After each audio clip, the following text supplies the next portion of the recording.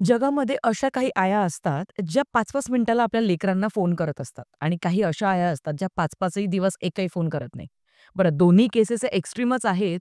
अशाच एक एक्स्ट्रीम केसमध्ये अडकलेला आहे अभिनय बेर्डे. हो, ज्याची आई त्याला सतत फोन करत असते आणि त्यामुळे तो आता झालाय प्रचंड इरिटेट. बरं, ह्या सगळ्या गोष्टींमध्ये तो कोणाला तरी असं म्हणतोय, की एक्सचेंज करायच्या काय? हा अख्खा प्लॉट आहे उत्तर या मराठी आगामी चित्रपटाचा. याचा टीझर नुकताच ड्रॉप झालाय, ज्याच्यामध्ये मुख्य भूमिकामध्ये अभिनय बेर्डे दिसतोय, ऋता दुर्गुळे दिसतीये आणि ही जोडी मला ॲक्चुअली खूप कन्व्हिन्सिंग वाटली आहे ह्या चित्रपटाच्या टीझरमध्ये तरी.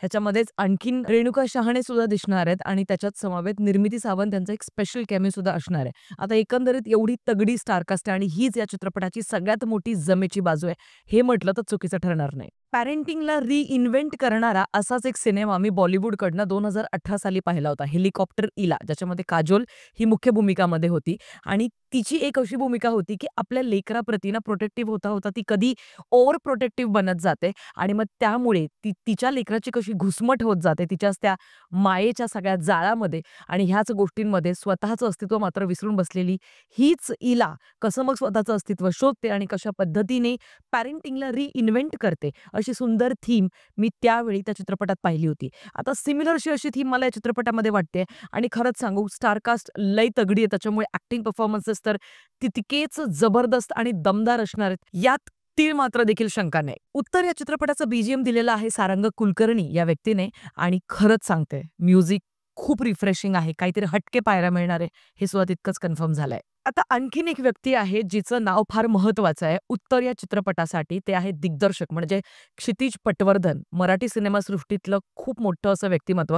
कारण हे स्वतः लेखक आहेत, नाट्य दिग्दर्शक आहेत आणि एक उत्तम गीतकार सुद्धा आहेत. त्यांनी क्लासमेट, त्याच्यानंतर वाय-झेड, त्याच्यानंतर डबल सीट या चित्रपटांचं लेखन केलेलं आहे. त्यात समवेत त्यांनी आया रे तुफान हे छावा चित्रपटातलं जर का गाणं तुम्हाला आणण्याच्या वेळेला को लिरिसिस्ट म्हणून त्यांनी काम केलंय इर्शाद कामिल यांच्यासोबत आणि आजही ते गाणं आपण सगळेजण जाणतो, की कसलं कमालीचं गाणं आहे ते, म्हणजे गुजबम्स देणारं ठरतं आपल्या सगळ्यांसाठी. बरं, हेच गाणं नाही, अजूनही बरीचशी मोठमोठी गाणी जी खूप प्रचंड फेमस आहेत, त्या गाण्यांचे ते गीतकार म्हणून त्यांनी काम केलेलं आहे. त्याच्यात समवेत झिम्मा चित्रपटाबद्दल जर का बोलायचं झालं तर त्याचं टायटल सॉन्ग सुद्धा त्यांनीच लिहिलेलं आहे. सो कुठेतरी मला असं वाटतं खूप मोठ्या एका व्यक्तिमत्वाचं नाव या चित्रपटाशी जुळलेलं असल्यामुळे या चित्रपटाकडनं आपण ॲक्च्युअली अपेक्षा नक्कीच ठेवू शकतो. बाकी उत्तर हा चित्रपट 12 डिसेंबरला रिलीज होतोय. याचं ट्रेलर आल्यानंतर परत एकदा आपण चर्चा करणारच आहोत. पुढचा चित्रपट आहे ताठकणा. ताठकणा हा चित्रपट 28 नोव्हेंबरला रिलीज होतोय आणि याचा ट्रेलर ड्रॉप झालेला आहे. ओव्हरऑल याचा ट्रेलर मला कसा वाटलाय पटापट जाणून घेऊया. ताठकणा हा चित्रपट खरं तर जगप्रसिद्ध असे शल्यचिकित्सक म्हणजेच न्यूरोसर्जन डॉक्टर प्रेमानंद रमाणी यांच्या संघर्षावर आधारित आहे. म्हणजे आपण एक बायोग्राफी नक्कीच म्हणू शकतो. पूर्ण त्यांच्या सगळ्या आयुष्याच्या पैलूंवरती प्रकाश टाकला जाईल का नाही हे चित्रपट आल्यानंतरच कळणार आहे. पण ओव्हरऑल ट्रेलर पाहता त्यांनी जो संघर्ष केला, आता संघर्ष फार महत्त्वाचा होता.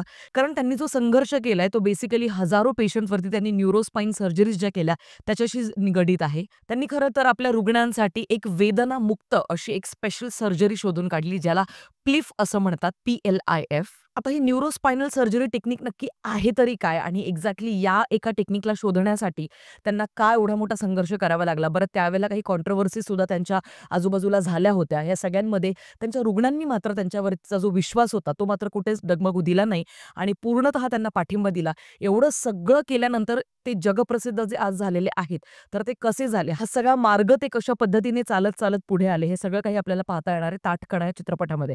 आता बघा, विषय फार महत्त्वाचा आहे. विषय अत्यंत सुंदर सुद्धा आहे आणि अत्यंत गर्वाची बाब आहे आपल्या सगळ्यांसाठी, की आपल्या भारतातला एक असा डॉक्टर आहे ज्याचं आज अगदी आंतरराष्ट्रीय पातळीवरती इतकं मोठं त्या व्यक्तीला रिकॉग्निशन मिळालेलं आहे. पण आता चित्रपटाबाबत जर का बोलायचं झालं तर अतिशय सुमार दर्जाची एडिटिंग आपल्याला पाहायला मिळते. म्हणजे 5-6 वर्षांपूर्वीचा हा सिनेमा असावा की काय, करण्याची साधारण 5 वर्षांपूर्वीच एक अनाउन्समेंट झाली होती की असा काहीतरी चित्रपट येणार आहे.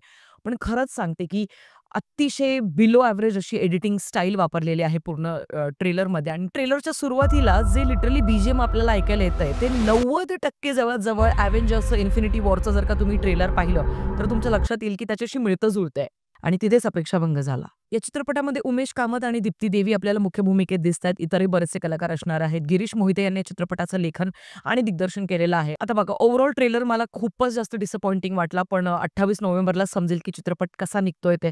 आता वळूया पुढच्या चित्रपटाबद्दल, जो आहे माचो. आता मा नंतर जो टिंब दिलाय आणि मग माचो या शब्दाचा काय अर्थ आपण घ्यायचा आहे, तुमचे काय अंदाज आहेत ते पटापट कमेंट सेक्शनमध्ये मला कळवा. माचोबद्दल जर का बोलायचं झालं तर सगळ्यात मोठं एक आकर्षण म्हणजे नागराज मंजुळे. आता हे नाव जिथेही आपल्याला दिसतं, तिथे-तिथे अपेक्षा आधीच इतक्या वाढून जातात, की आपल्याला कळलेलं असतं, की चित्रपट ॲक्चुअली चांगला निघणारच आहे.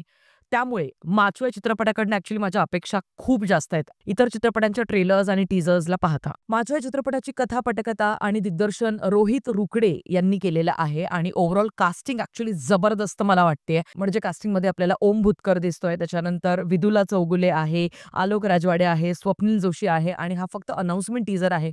बट बिलीव्ह मी ॲक्चुअली या चित्रपटाकडनं आपण थोड्याफार वेगळ्या अपेक्षा नक्कीच ठेवू शकतो आणि हा ॲक्चुअली फक्त अनाउन्समेंट टीझर आहे, पण आत्ताच बऱ्यापैकी चांगला हाईप त्याचा बनताना मला दिसतंय सोशल मीडियावरती. आणि आणखीन एक महत्त्वाची गोष्ट, की ए.व्ही. प्रफुल्लचंद्र यांचं बॅकग्राऊंड स्कोअर आहाहा!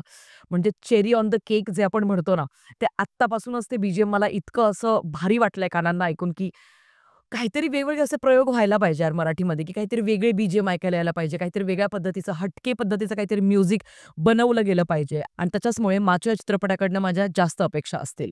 आता ओव्हरऑल हे सगळे टीझर्स आणि ट्रेलर्स तुम्हाला कसे वाटले ते कमेंट सेक्शनमध्ये कळवायला विसरू नका. आणि अजून कुठलं ट्रेलर, टीझर बाकी असेल तर तेही मला कमेंट सेक्शनमध्ये कळवा यार. म्हणजे कमेंट सेक्शन खुलं आहे तुम्हा सगळ्यांच्या ओपिनियनसाठी. भेटूया पुढच्या व्हिडिओमध्ये. तोपर्यंत काळजी घ्या. Peace out.